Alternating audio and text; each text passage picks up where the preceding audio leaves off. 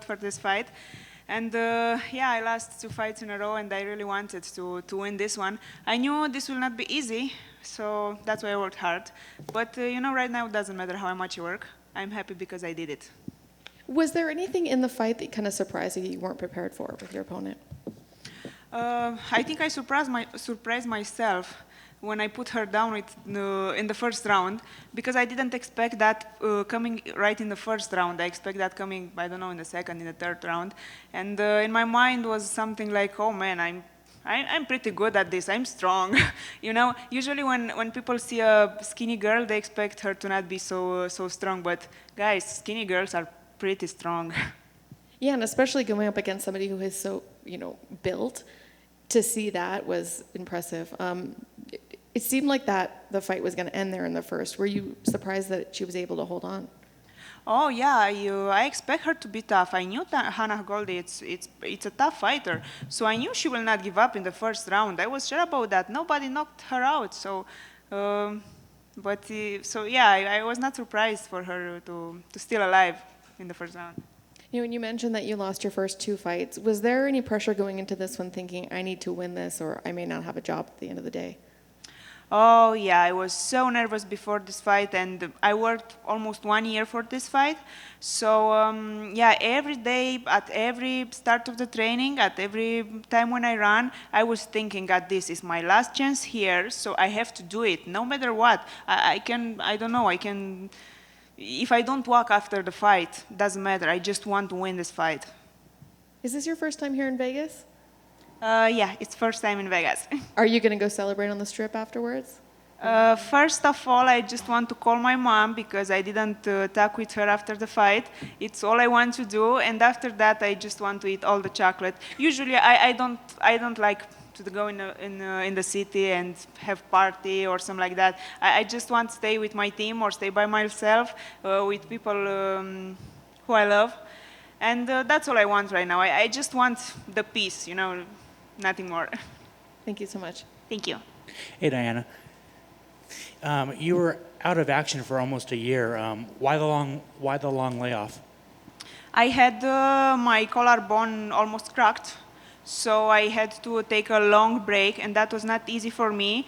I was in Romania in that time, so I just I didn't move the arm for 1 month. My mom was there for me. She helped me to put the clothes on, to put the clothes off, and braid my hair and all that stuff. So that keeps me a little bit to not train. But I just wanted to keep this time to be prepared on my mind for the next fight, because I knew I will have a fight, and I wanted to be ready for this. I think you are the first fighter from the RXF promotion to get a win in the UFC. How does that make you feel? No, I'm not the first fighter from RXF.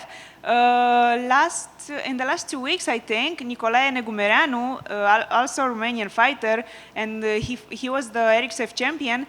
He won first fight for a Romanian fighter, so he made the history, and I was so happy for him. And look at me right now. I'm the first woman who won the fight, first Romanian woman who won a fight in UFC. There you go, first woman.